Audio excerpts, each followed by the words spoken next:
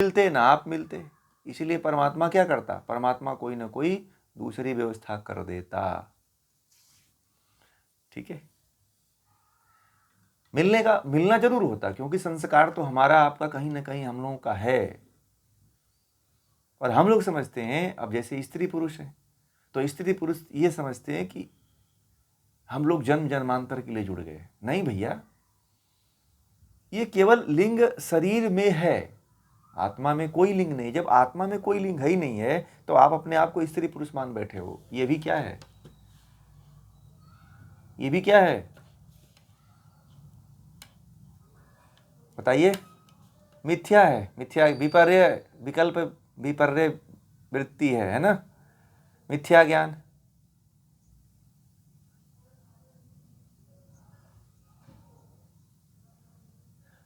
नहीं, एक दूसरे के जैसे आत्मा का कोई लिंग ही नहीं है भाई, शरीर का बस यहाँ पे लिंग बना हुआ है। संस्कार है, पूर्व जन्म का संस्कार है, कोई ना कोई ज्ञान का संबंध रहा है, जो ज्ञान से आप लोग जुड़ रहे हो। कोई ना कोई कार्य बाकी रहा होगा, आप लोगों को मुझे बताना रहा होगा, आप लोगों को कुछ सीखना होगा, इसलिए जो है आप लोग जुड़ रहे हो। यही बाकी रहा होगा, कुछ ऐसा कर्ज रहा होगा जिसको हम चुका रहे हैं और आप लोग उसको पूर्ति कर रहे हो। ठीक है, संबंध यही होता है, रिलेशन जो पूर्व संस्कार होते हैं यही होता है कि हमारा संबंध कहीं ना कहीं बस यही इसी का होता है, किसी कार्य को लेकर के संबंध होता है, किसी विशेष कार्य की पूर्ति के लिए होता है, कि बस संस्कार के कारण हम एक दूसरे से मिलते हैं। ठीक है, आज संसार में बहुत लोग कहाँ जन्म कहाँ लेते हैं और कार्य कहाँ करते हैं। आपने देखा, आप लोगों ने, कि भगवान श्री कृष्ण कहाँ जेल में जन्म लिए थे और आकर के इधर द्वारका में समुद्र में डूब गए। है कि नहीं? तो हर व्यक्ति का जो संस्कार होता है, वो संस्कार जिसके साथ जैसा जो संस्कार संबंध बना रहता है उसको वो चुकाना पड़ता है, उसके साथ वैसा व्यवहार करना पड़ता है। पति पत्नी का भी जो संबंध जुड़ता है वो भी व्यवहार के किसी न किसी संस्कार के कारण ही होता है। एक दूसरे से जुड़ते हैं, वो एक दूसरे से अटैच होते हैं, वो इसमें भी वो संबंध ही मुख्य कारण होता है। तो आत्मा क्या है? आत्मा तो अलिंग है, न स्त्री है न पुरुष है। यह भी एक मिथ्या ज्ञान है, ध्यान रखिएगा। क्या है? स्त्री पुरुष का संबंध भी एक मिथ्या ज्ञान है। मतलब आप जानिएगा बस, अब इसका प्रयोग मत करिएगा। अब जब योग दर्शन पढ़ाएंगे तो पूछेंगे इसके बारे में कि आपका स्त्री पुरुष का संबंध क्या है, तो तब आपको यार तब आप लोग बताना कि ये भी क्या है, मिथ्या ज्ञान है। ठीक है, क्यों? क्योंकि तब वहाँ पे आपको पता चलेगा कि आत्मा का तो कोई लिंग ही नहीं है। ये तो मैं कहूँ कि आप स्त्री पुरुष हो ही नहीं, ये भी मिथ्या ज्ञान है, तो आप लड़ जाओगे मुझसे, कहोगे कि अजीब आदमी हो आप। मैं स्त्री हूँ, वो पुरुष आपको दिखाई नहीं देता है, आप पागल आदमी हो, लोग यही कहेंगे। तो यदि जो ज्ञानी होता है वो देखता है, कहता है कि नाहक तुम परेशान हो।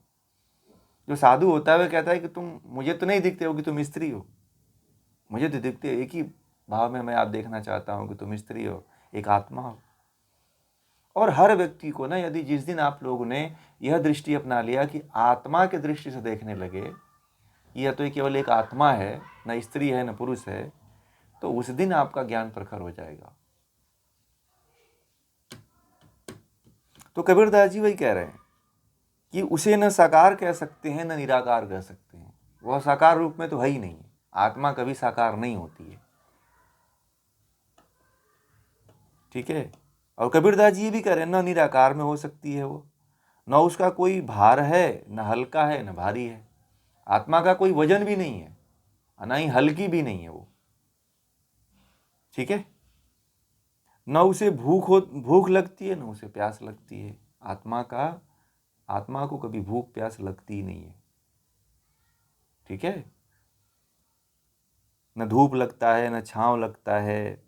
वो गाना गाते हैं ना, वो पता नहीं बहुत चला था, धूप लग जावा तो वो आत्मा को थोड़ी लगता है, शरीर को लग जाता है। बहुत फेमस एक गाना लोग गाते थे, मैंने सुना था। तो उसमें आत्मा को कुछ नहीं होता है, शरीर के लिए जो आप जितना युक्ति कर लो वो सब शरीर के लिए है। तो कबीरदास जी कहते हैं, साखी में कहते हैं कि वह बुद्धि और मन द्वारा अज्ञेय है। आत्मा जो है बुद्धि और मन के द्वारा नहीं जानी जा सकती है। असीम और अनंत है। आत्मा क्या है? असीम है जिसकी कोई सीमा नहीं है, और अनंत है जिसका कोई अंत नहीं है। अरूप होते हुए भी अनेक रूप में भासता है। उसका कोई रूप नहीं है, परंतु हर रूप में वो चला जाता है। किसी मनुष्य की योनि में जन्म ले लेता है, कभी कुत्ते की योनि में जन्म ले लेता है, कभी बिल्ली की योनि में जन्म ले लेता है। अनेक रूपों में वो भासता है। बहुत ध्यान से खोजने पर भी उसकी संख्या का पता नहीं चलता।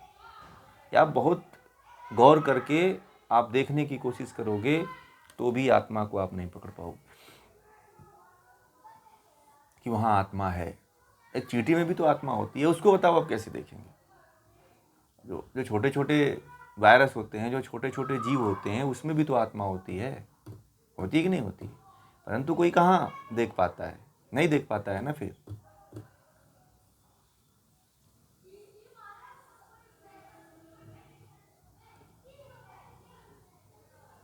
एक कबीरदास जी का एक दोहा है, पता है? इसी पे एक दोहा है। वो कहते हैं कि एक कहूँ तो है नहीं, दो दो या कहूँ तो गार, है जैसा तैसा रहे कहीं कबीर विचार।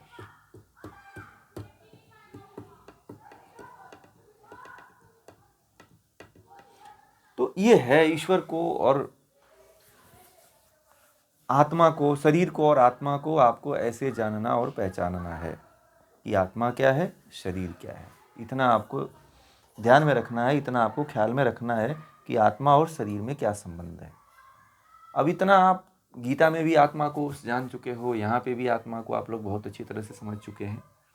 तो इस बात को अपने चित्त में धारण करके रखिएगा। इस ज्ञान को, बहुत महत्वपूर्ण ज्ञान है ये। तो इस